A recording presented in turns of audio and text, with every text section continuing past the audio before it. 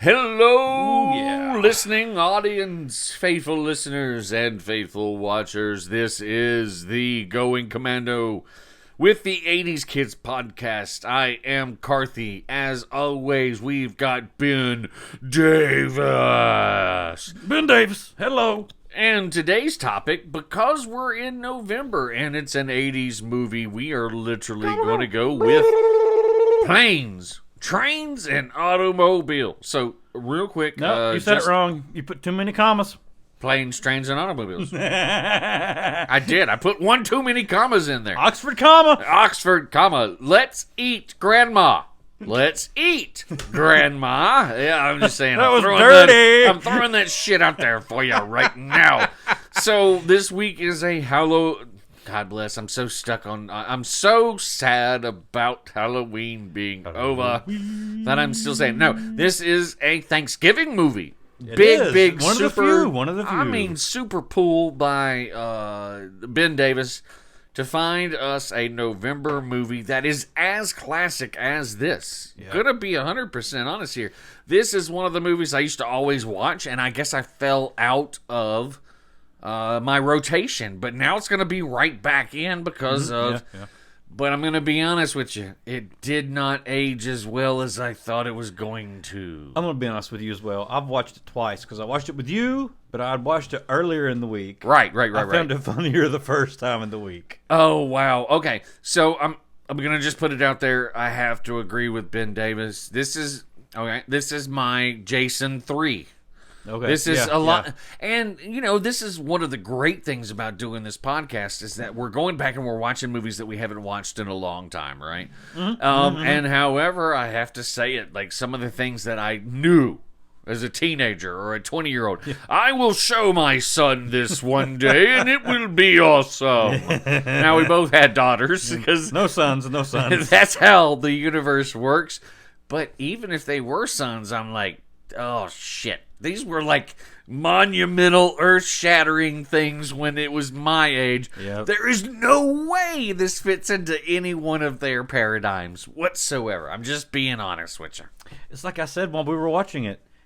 This really does make you feel like the 80s. Oh, no. Ben Davis pointed it out, and I'm going to be honest with you. Man, absolutely brilliant point. Because there are so many markers, right? Yeah. Payphones, no cell phones, those old bus, the old taxis, what we talked about, right?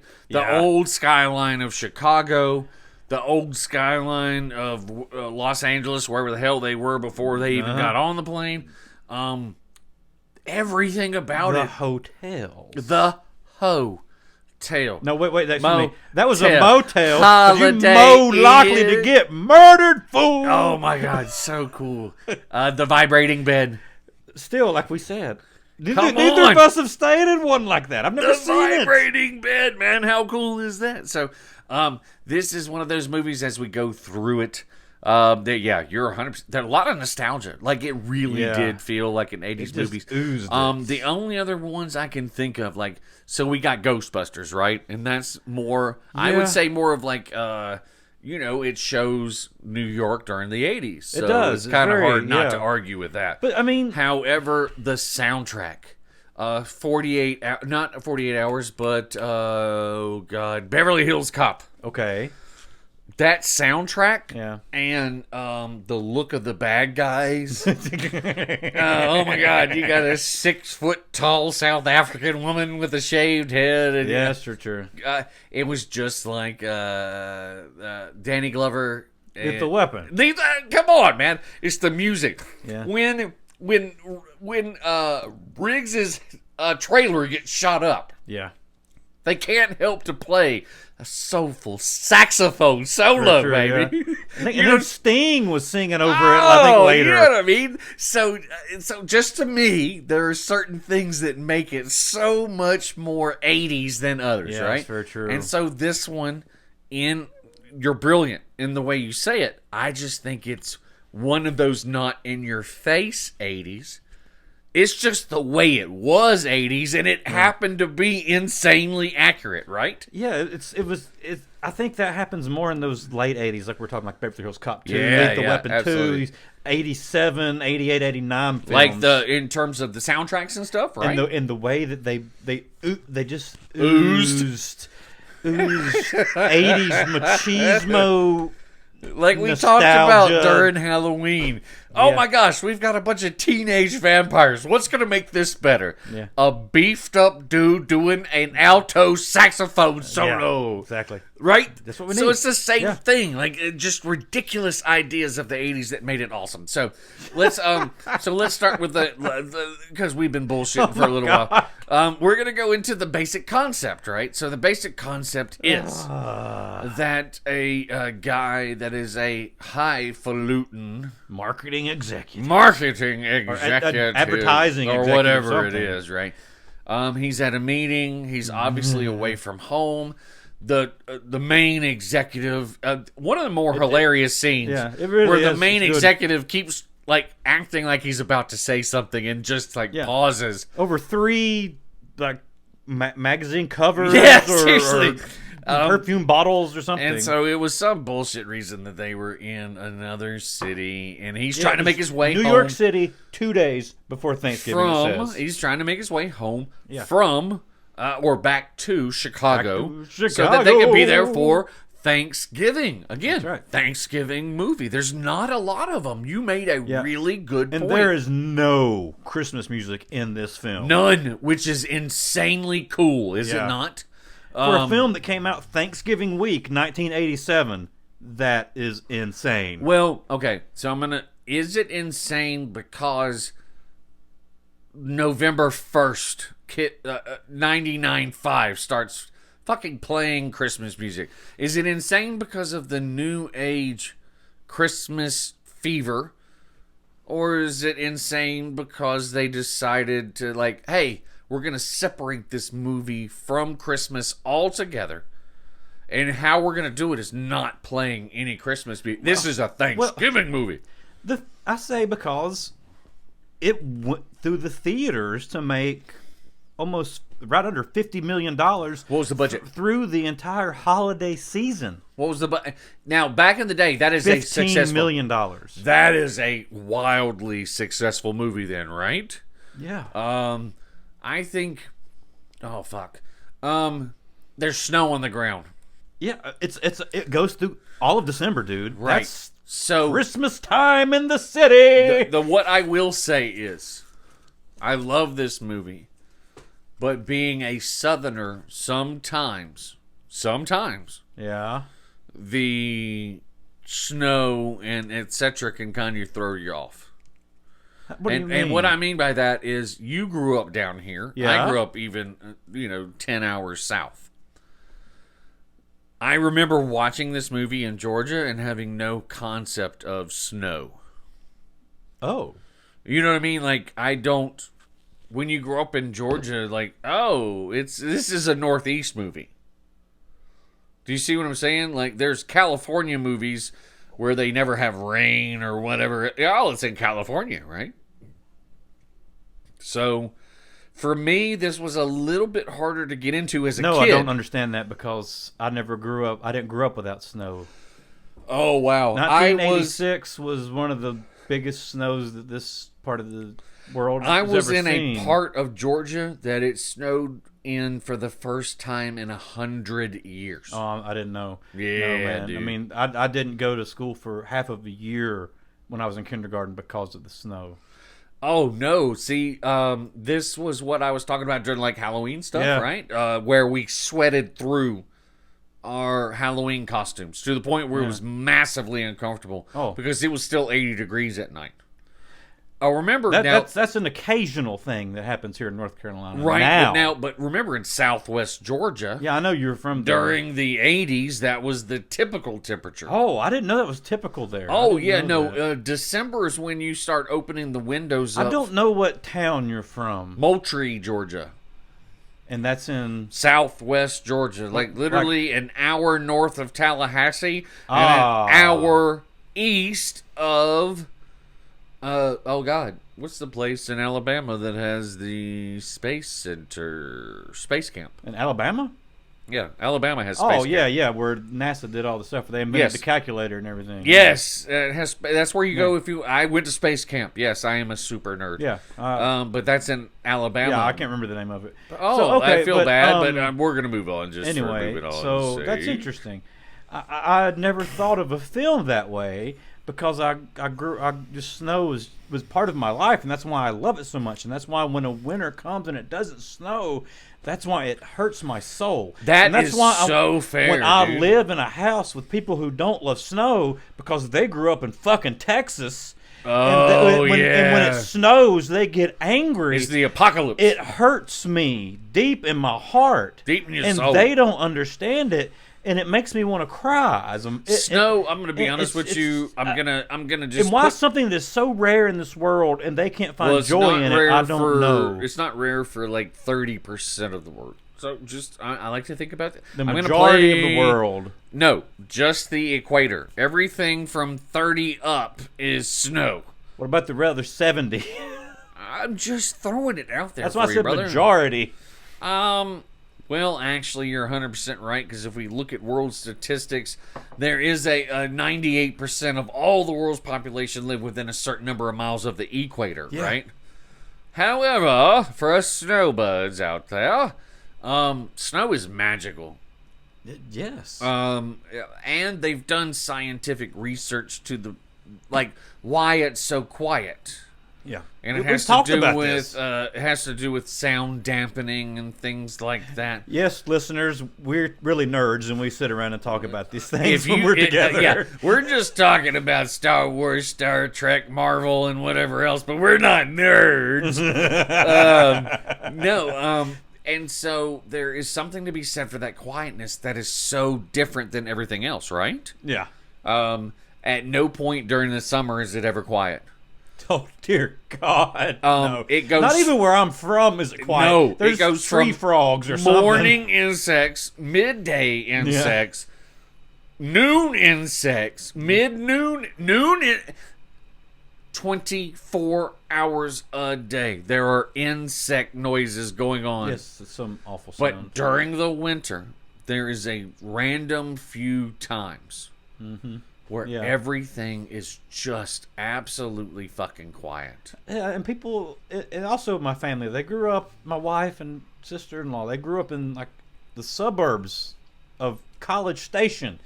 So they don't understand some of the things that I'm like, they're like, oh, it's going to be so cold. And I say, good, it'll kill the damn bugs. And they're like, but it's going to be cold because they grew up where they don't hear the bugs all the time. So I'm going to do the my cousin Vinny on this, all right? I grew up in the, not country, but just out the suburbs, right? Yeah. It's not that quiet, but it's quiet. Yeah, okay. When I went to Carolina, UNC Chapel Hill, just for those who don't know, I was assigned to a dorm that was less than a quarter mile from the major trauma center for UNC Chapel Hill. Yeah. I literally had to do a Cousin Vinny. I had to learn, because I went sleepless nights. Many, for the first 2 or 3 months I was even in the university. No sleep. Constant sirens, constant policemen, whatever. People, kids, just college kids having fun, right? Yeah. And then I'll never forget it when I had to move home. And my parents had moved back to Rockingham County. And they moved into an area that was very, very quiet. Yeah. The absence of noise drove me crazy. It literally drove me batty. I went from a situation where any noise kept me from sleeping to no noise kept me from sleeping, right? So I think it's just a situational type of thing.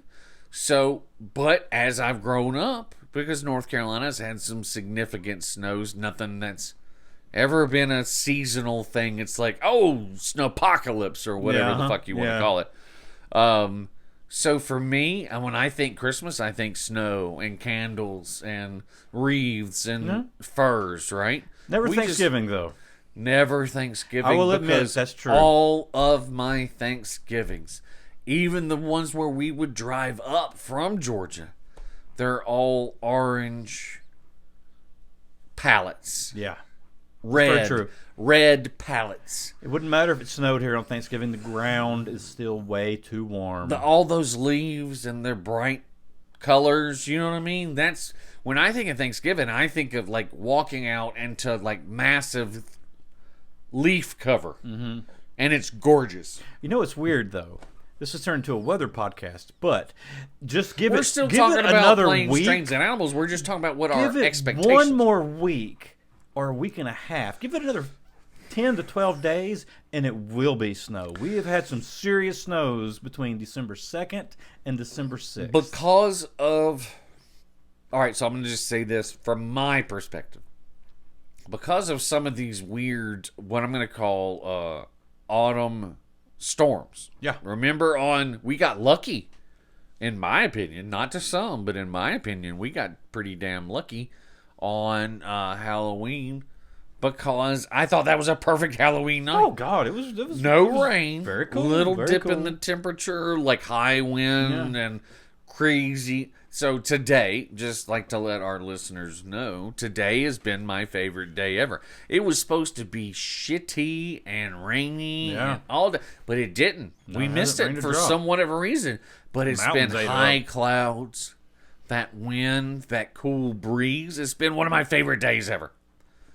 I think these type of days are the ones that rip most of those leaves off, right? Yeah, they do. But for me, again, just me, Thanksgiving, there's still at least some leaves, but majoritarily, it's you tromp, like that sound of a human being tromping through leaves, and the grin on your face. No, I could just literally. I'm gonna tell you, the majority of my childhood Thanksgivings tromping through leaves are days exactly like today. Yes, so perfect. Yes, sir, 1,000%. So when I get to a movie like Planes, Trains, and Automobiles, which it really seems more of a northeast or midwestern sensibility. New York weather was still more like it is out here today. It's a little colder. Today it was. Yeah. Back in the 80s, Chicago and New York had snow all the time. They did, but I mean, if you saw the weather on the movie, it looked more like it did here today. Oh, it's colder. I would say in the rural, when we talked about the rural, I'm sorry, that one's a cattle city. Well, that was a snowy part. Person city, it was very weird. Well, when they moved from the snow train, then they started driving through, and it's also that brings us to where it was filmed, because it was all filmed in the state of New York. Was it really? It was. So that must have been upstate. It right? was. It was from between the city and on upstate throughout places. So that's weird. That explains the snow because of the lake effect versus the trees. And I thought they did a good job with that. Like it seemed like the more industrial areas had snow everywhere,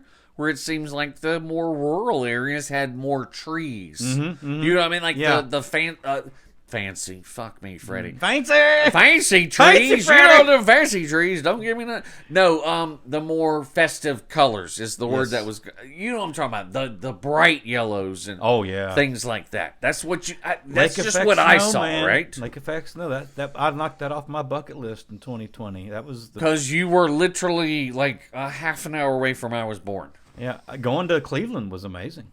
Oh, yeah, they got a different type of snow. You're right. I went to that. That was going to the Rock and Roll Hall of Fame. No, you're in right. February, and then seeing and being in a lake effect snow while I was there, and that it's like I told somebody recently. They asked me, and they didn't know I'd done that, and I said to them, I went to do that. All right, and I said being there and looking at, and also seeing the Great Lakes frozen was on my list. Okay.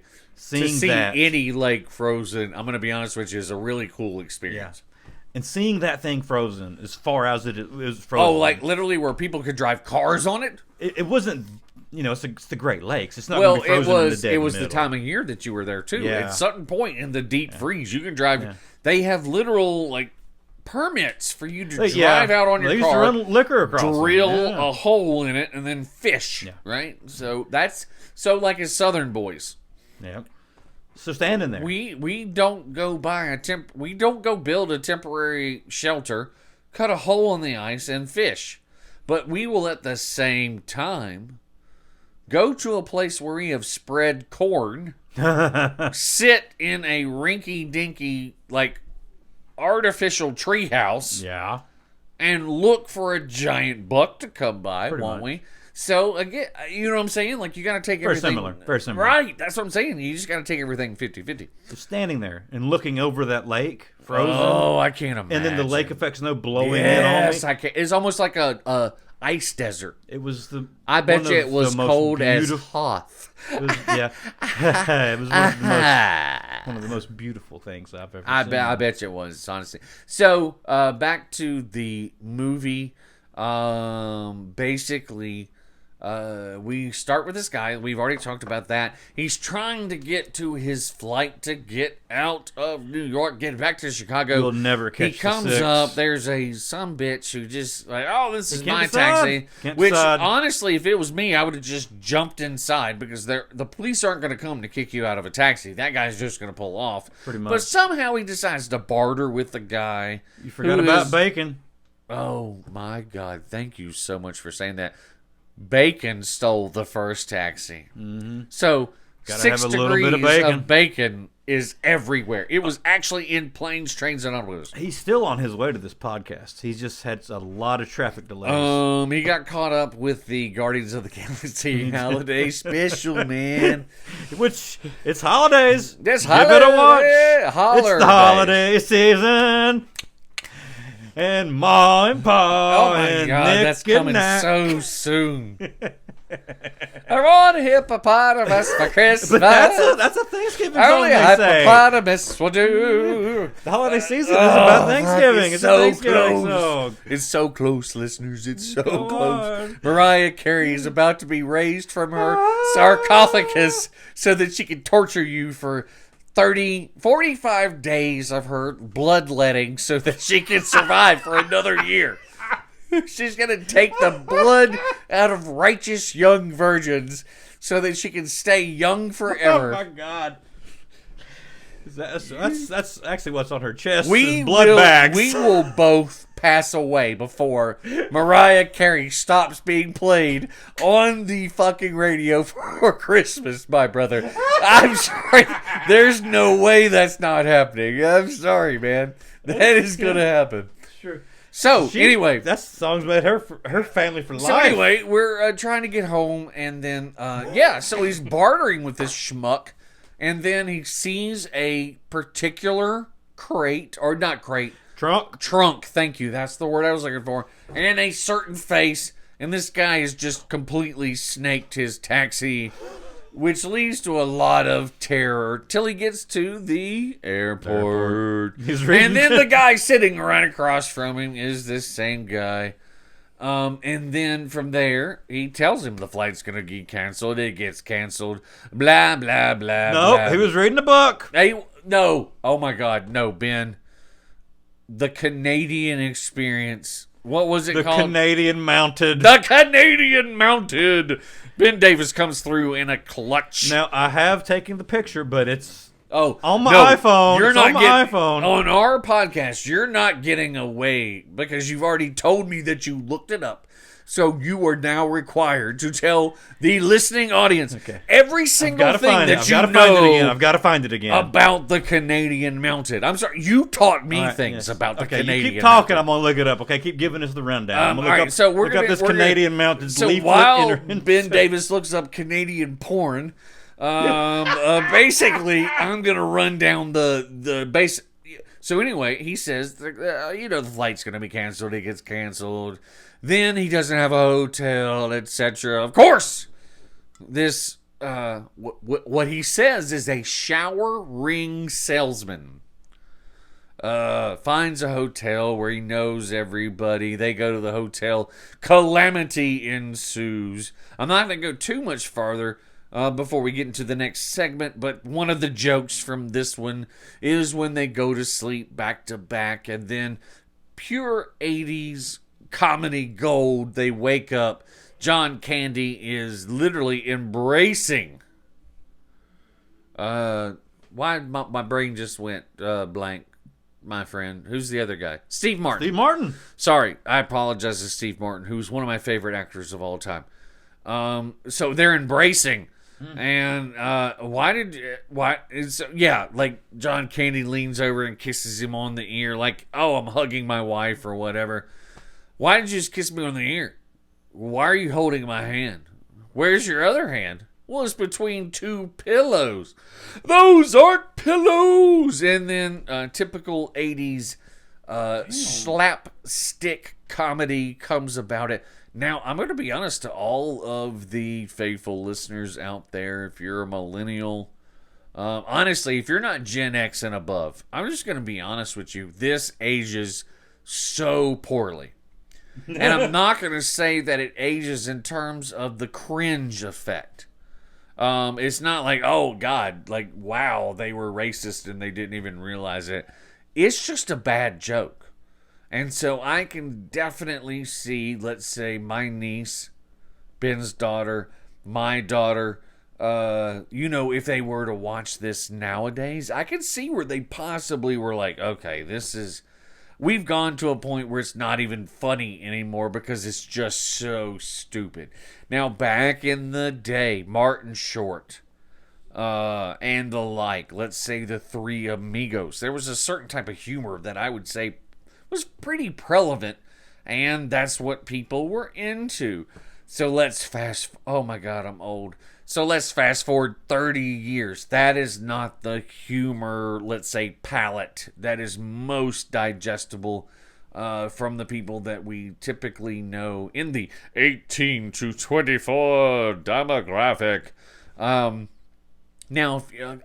this podcast has been and always will be a little bit more, let's say, directed towards the Gen X age, just because those are the type of movies that we watched. But if you are a Gen Z, millennial, etc., and listening, we don't want to exclude you in any way. I'm going to give you literally, like, because my daughter is your age. I actually do get it. And so I will say, nah, dude. Like, nah, chick. This isn't your bag at all. Now, Ben Davis is very excited to talk, so I'm going to stop. I would not ask my daughter to watch this film with me. Oh, no. Absolutely not. Yeah, okay. I found it. I'm going to take a quick swig of water, and then I'm going to read you this juicy excerpt. Well, I mean, as the kids say, go, queen, or whatever. Yes, queen, or whatever the fuck it is. I'll tell you how they say. Yes, queen. Yes, queen. I'm sorry. Okay. Fuck me. This is the text that you would read on the back of the book, The Canadian Mounted. Oh, please. Which was a real book they bought for John Candy to pretend to read in the book. Right now, I'm just asking for motherfucking enlightenment, man. Anne Marie is sexually very free. Free. Throughout the land of Canada, many men have had her. Some are famous. Say that last part again. Many men have had her. It's okay. So all the women that are listening, if you want to know any Gen X's man's opinion on sexual partners, I'm going to tell you this not as a comedy. I'm telling you this is an actual thing. And I'm not saying what I'm about to say is correct. I'm telling you, if you want to know what they think, I'm giving you the 100% down on what it means. So here we go. A master key can unlock many locks. Any lock that many key can unlock is considered a shitty lock. Take that as you will, but it was the predominant boomer passed on ideology, right? Oh. I'm not saying it's mine. I'm not saying it's right. That was a 1,000% boomer kind of, you know what I mean? That was like the last push from, let's say, the 50s conservatives. Oh, you're right.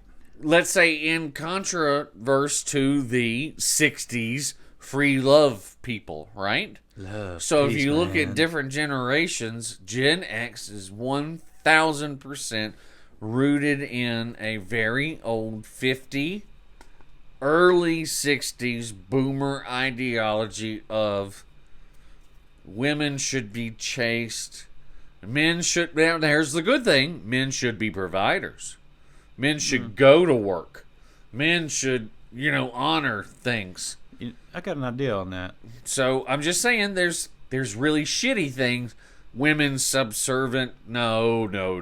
Women stay at home. No. However, just given the ideology of the time, there are some positives. I think we got it from our grandfathers and our mothers because 1,000. because all of our fathers were giant, large pieces of shit. Well, oh wow. Well, what I'll say is our grandfathers fit into the 4-piece conundrum. Our grandfathers were great men. They created soft times. Those soft times created soft men. Those soft men created hard times, which created us. And now it's up to us to not reproduce the same thing on the opposite end of the cycle. That's a good point. Sorry, I really believe in the secular nature of, let's say, humanity. I don't think I've ever actually heard it put that way. Well, hey, fuck me, Freddy. Hey, look at me. Hey. I mean, but no, you seriously. might have heard it before, but I've not heard that. Oh, I've been thinking that way for at least 20 years. And that's not to say anything about you or anybody else. But I realized That's a early. very good point. I just realized very early that, and you've done this too. Believe it or not, you've done it. You just did it maybe subconsciously. Both of us created warrior chicks. Oh, I know I did. Both of us did. Because we subconsciously know that there's probably not a lot of strong men coming behind us. And so the only thing that keeps us as a progressive people going is sometimes our daughters are going to have to kick their future husbands in the ass. I did that on my own. But seriously, do you disagree with me here? No. We have really strong daughters. Very just headstrong, so brilliant, so smart, so funny, actually, which is the cool thing. Never expected them to be super funny. But both of our daughters they're just not going to accept mediocrity. They're not going to. So that will literally force those weak men to raise. Maybe we can blunt the cycle off a little bit. Just hope there's more of us. Hey, man. Nobody's like you and I, baby. All right, I want to read this whole thing because it just flows so well. Oh, please do. I'm so sorry. I went on a tangent. No, that was great. Anne Marie is sexually very free. Throughout the land of Canada, many men have had her. Some are famous, some are shady. But they all admit she's one very horny lady. Yeah, I don't know if... I'm just going to be honest with you, dude. Of all the women I know, all right? I'm just going to be honest with you. If they said, give me one adjective, right? Yeah. I'm not sure if horny ever breaks the top 1,000, right? I don't think so. Like, oh, how do I want to be described as a woman? Horny. Yeah. That will be... No. So, man. And again, that might be a whole lot of conditioning because, oh, a horny lady is a whore, right? So I'm going to go ahead and give women that, like, that whole, like, yes, men are assholes type deal. Yeah. However, I'm sorry, it's the lock thing to me again. Can you imagine there's like one guy back in the corner like, we needed something to describe how she is. He's like, fuck peace. Yeah, she's a pussy pocket. I mean, that doesn't rhyme, hey, Scott. Here's a informational thing for all you nurses that might possibly listen to us. If you date a doctor and they refer to you as a bedpan, oh dear God, you have no chance of ever marrying a doctor because they've already said you're a great place to dump things. So I'm just throwing that out there. And I was appalled when I found out. So we've been talking about Scrubs, right? Yes. We've talked about, because I'm rewatching it, and it's the MICU versus SICU. Yep. Oh my God, the Todd. Oh my God, the Todd. If you don't think that there's a Todd out there. Oh, hey, I'd give her my threeple. Pow! There's 10 of him for every one good. Yeah. I'm not trying to be mean to anybody, but this is the world we live in. This is the truth. It spoke the truth then. I just don't know if it's true now. We haven't been in an actual hospital to see what comes out of match day or whatever. I think some things are eternal. Well, my friend realized this is why he shouldn't smoke cigarettes now. I will continue. Nicotine. You can't hear my snapping in the background. They can. See? Joe Camel's revenge. No, I started freaking laughing so hard that I couldn't stop from choking. All right. Again, back to the movie.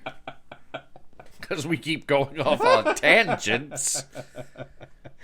We get to the butt warming hand, blah, blah, so, blah. Yeah, well, you told then me we you go to butt, they switch the credit cards accidentally. Yeah, that happened. Then we it was get a into Diners Club, which I don't think they have anymore. You know what?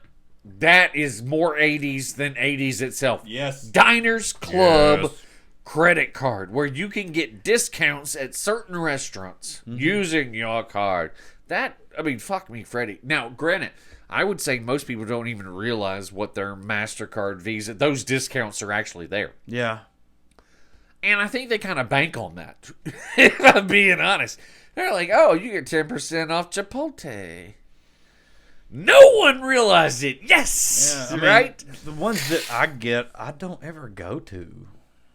That's fair. And that's it's like, super fair. Yeah, okay, I don't either. I get 35% off at Popeyes this month. Oh, I've never ever been to Popeyes. I got a 50% off Duck Funyo. Yes, I'm such a big fan of duck that I'm going to go over there. No, so they go to, after the hotel, then it's the rental car, which is honestly one of the more funny scenes. This is where he loses his shit. When I told you there was some bad language in the movie, oh my God, you're like, what? I don't remember that. All right, so Ben Davis F-bombs roll. is literally 1,000% right, because, excuse me, if I was bet $1,000 and someone said, I know a movie where Steve Martin drops the F-bomb 15 times under 5 minutes. All right? Think about that for 1 second.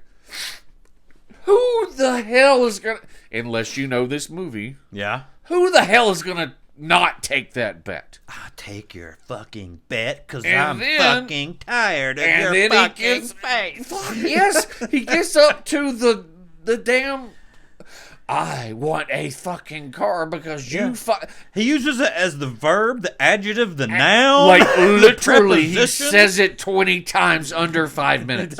And I think that might be one of the greatest well, it has to be Gen X or a little bit older, because most people don't know Steve Martin, right? Yeah. He was so huge for so long, and then he decided he would go into music and do the bluegrass thing. He's not that best bluegrass guy.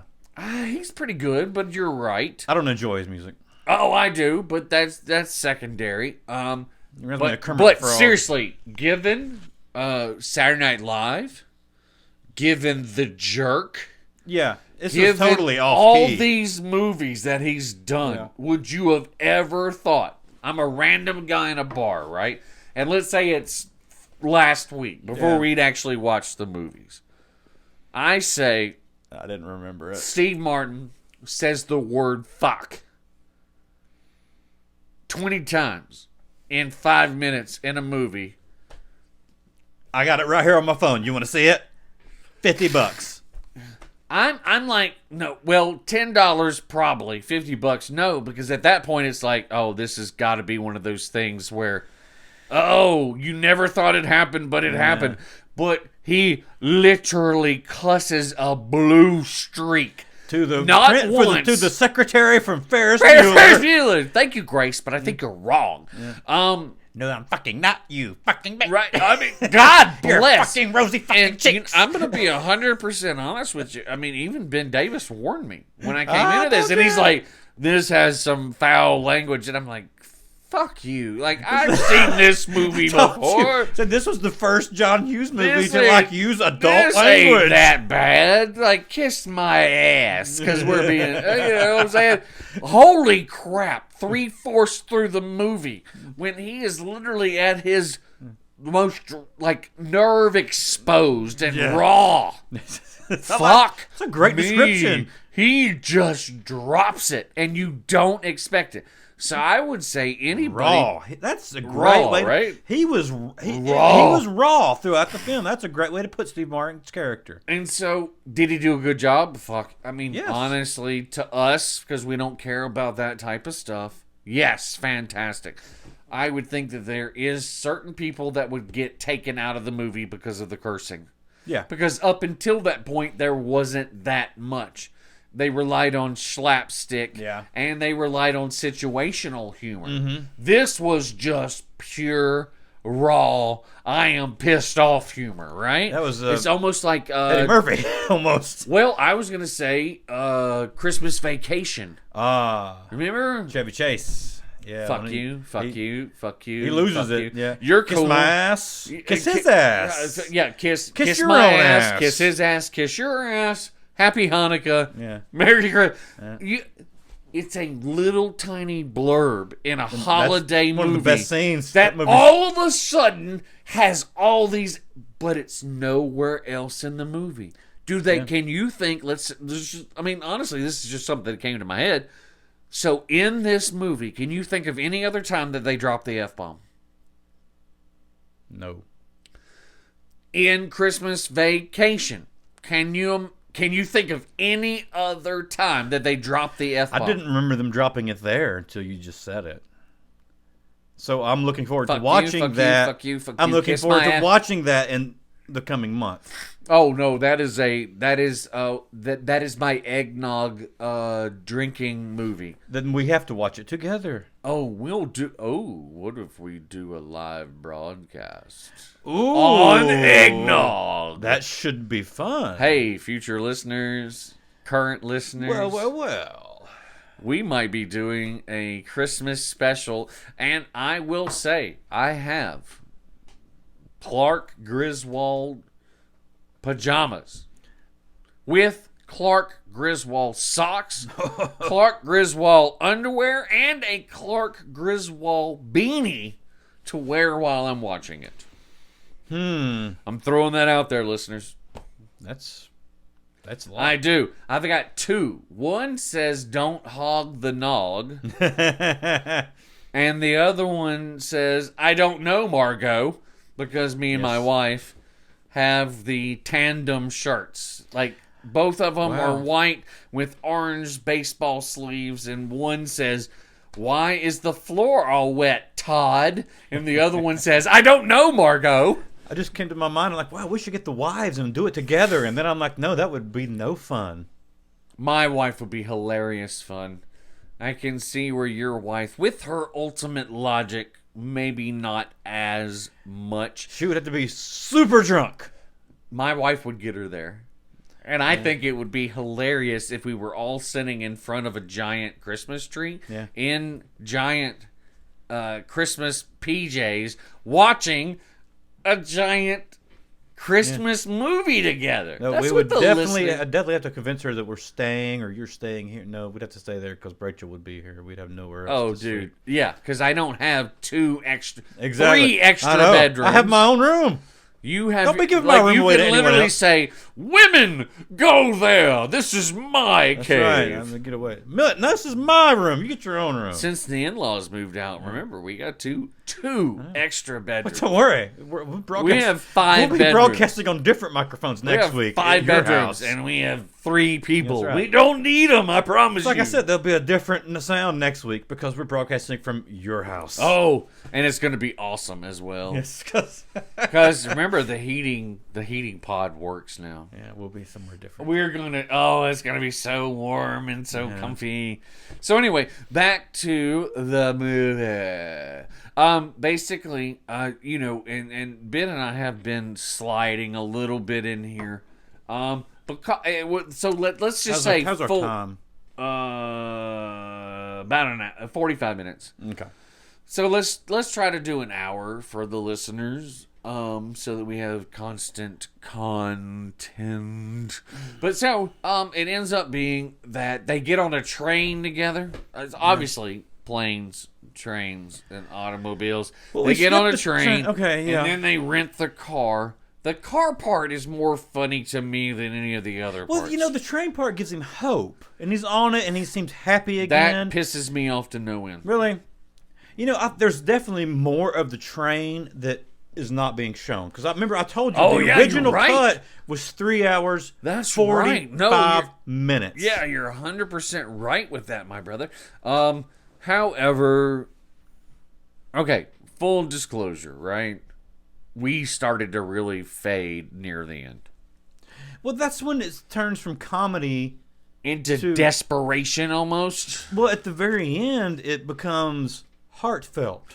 Oh, when he decides to reveal... what was he that? didn't reveal it. He figures it out because... Steve Martin technically figures it out. Because, that he's starting to realize, I kind of feel for this guy. He's not so bad. He let it slip with I haven't been home in years. Yeah, he did. That's about the halfway mark. Even when he said that, you went to say, what now?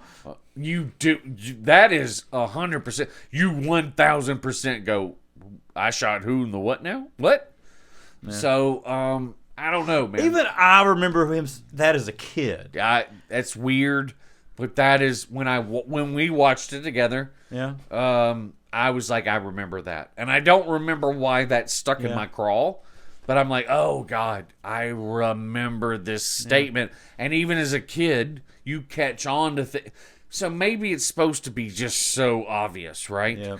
All I'll say is that it definitely catches your crawl, and you're like, ooh. Is that picture that he's been looking at, is that a real person? It makes you wonder, but I think it is.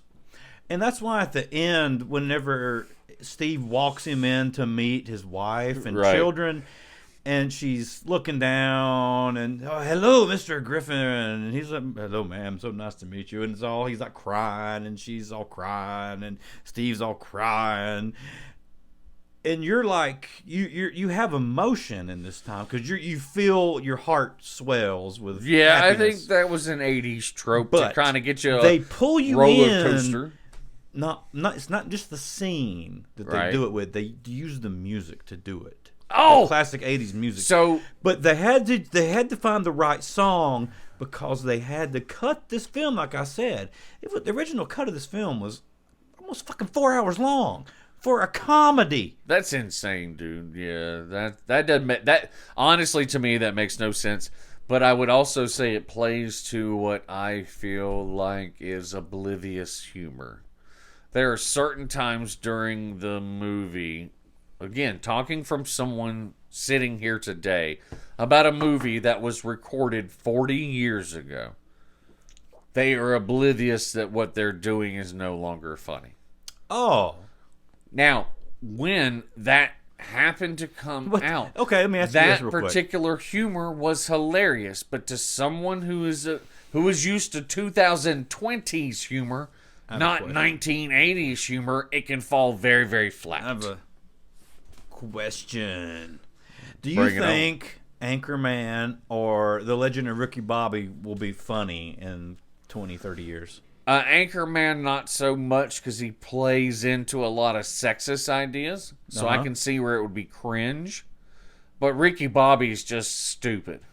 Okay. It is literally, it's such satire that no one, at least not an intelligent human being. Okay. Well, the other comedy of Well, I mean, our because they have the gay generation guy in would it. be American Pie. How about that one? It's going to age very badly because of the pie fucking scene. That's the one you think? I thought it would have been the webcam scene. No, plus the pussy flute. And The pussy scene? It's too... There's pussy certain, flute? Yeah. Let's have a little pussy flute. No, I think it is hilarious. Pussy flute! However, put a flute in my pussy. It's the bluntness of it. It's not in any way nuanced, right? No, it's not. It's the way she says it. Yes. And then this it's one time so at band blunt. camp, I put a flute in my pussy. Right. And then it cuts away. It's the abruptness of it and the cutaway. It's not that if they had waited for a reaction, it would have been like blunt and gross. Look at the comedy that came out of the 50s and 60s and see if you get all of it. Okay.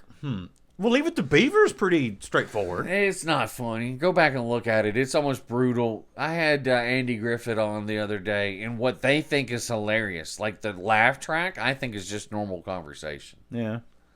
I just think it's a situational thing. Well, Paul, what's a soliloquy?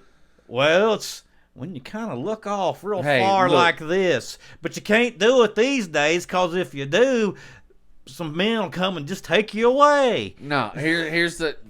so I do get what you're saying, not to diminish anything. That's from the show. That's word for word from the show. I know, but what I'm saying is I believe it's the same thing as, let's say, the redneck word of the day.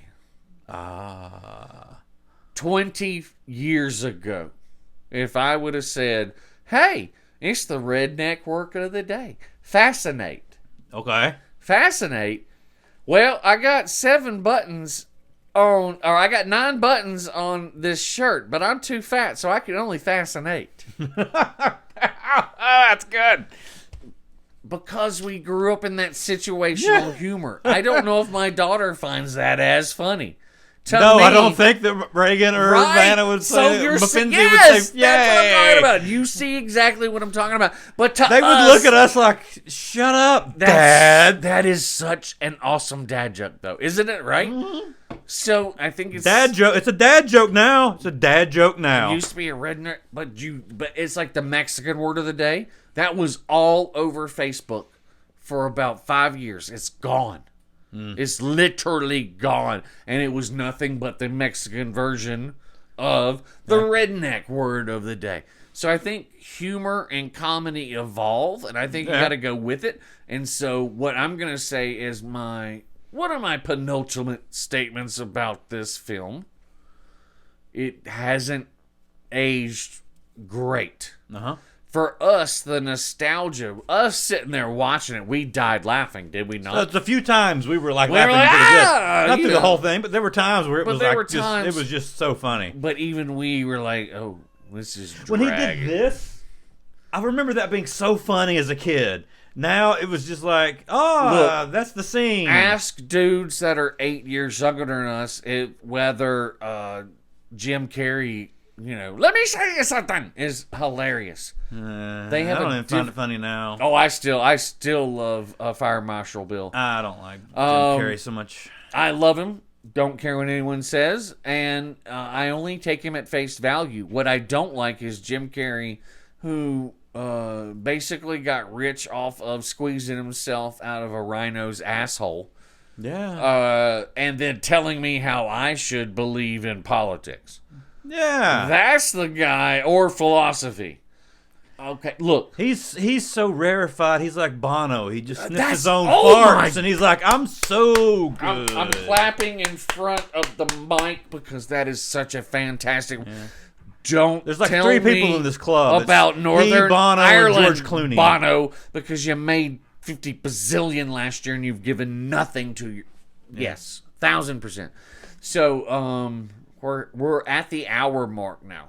And I'm going to be honest with you. I don't want us to run out of time, but the last few have been over 2 hours. But we're at the end of the movie. I don't see us saying a whole lot about. I mean, past this, I just we don't didn't really talk so much about the movie as we did other things through this podcast. Well, we're going to call. We talked about the weather. Yeah, we sure did. We've talked about We've talked about some actors here at the end. We're going to call it crap, random and everything else other than planes, trains, and automobiles. I mean, we did talk the movie. I mean, all of it came out of a beginning discussion of planes, trains, and automobiles. And honestly, we've met the end where, I'm an asshole, but I'm also not very truthful, and now we've met this meaningful relationship. If they made this film today, never in a billion years, this would kind of be how it would go. Oh, it's like terrible. This conversation. Yeah, this conversation was not terrible. The movie would go like our conversation. Well, I think you and I are awesome. I'm never going to back down from that. Think about it. It would start off like we started it off talking about it, but then it would kind of like it would go veer off to this other story, like the other family, because it would not be an hour and 30 minutes. You know what? It would be a 2.5-hour movie. Yeah. Okay, so I'm going to just back down and say you're 100% right because this is so generic almost that it warrants like, oh, there's a squirrel, right? Yep. So, all right. Well, then, personally, I'm done. Ben Davis, do you have anything else to say about planes, trains, and automobiles? Yeah, Chris Hemsworth will be playing me in this film. Nice. I don't know about you. Ryan Reynolds, of course. I was going to say the dude who plays... Or Hugh Jackman. The guy that plays Incredible Hulk. Eric Bana? The other one. The one that plays him currently. Oh, he'd have to grow like 2 feet to play. I know, I was fucking with you. No, I get the mental thing. So I was no. That's why I picked Hemsworth. No, fuck with you. I mean, that's what I'm saying. That's who you should have. I should have the guy that plays Hulk. I agree with you 100%. I'm Bana, but I mean, yeah, but he's just got to grow. I'm a bigger figure. So yeah, whatever.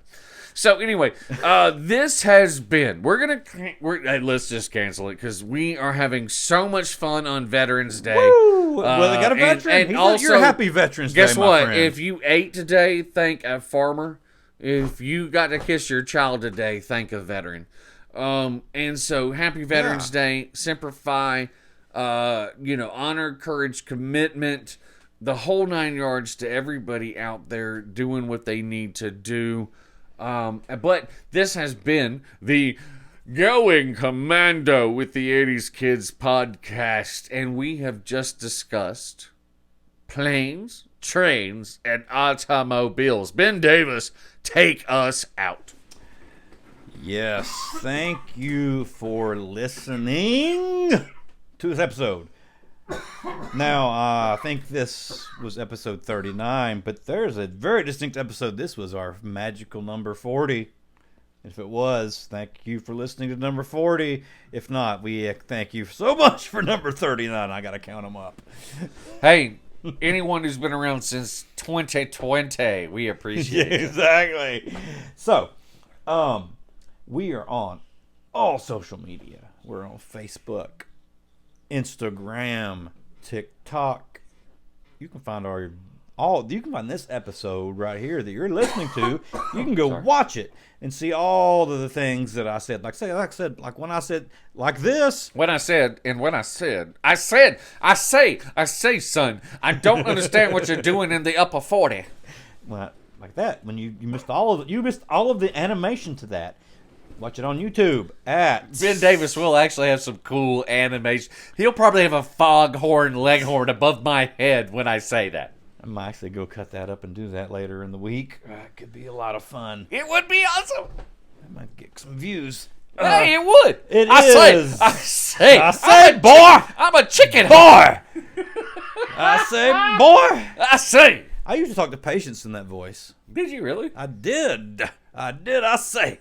That's you know what? There's the problem though, because as white folks, we have the problem with being almost Confederate Southern sounding, and then you're also on the borderline of being black Southern Baptist preacher. Yeah.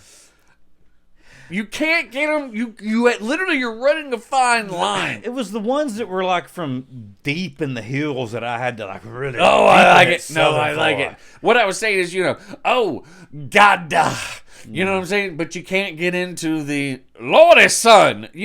You know what? I think I've actually delved a little bit too deep. Every now and again, I'd run into ones that were actually from the same deep part of the high mountains I was from. Oh yeah, no, that is a totally different thing. You're 100% right. And then all of a sudden, I would like relax my face and go, oh, and then be like, oh, I know that look. That is fucking hilarious. I know that troglodyte look. I know that. Oh, look at me. So it's going commando with the 80's kids. Woo! YouTube it so you can see that face. Come enjoy. Woo! Come enjoy the flavor. Four Horsemen. Ric Flair, Ben Davis, Carthy.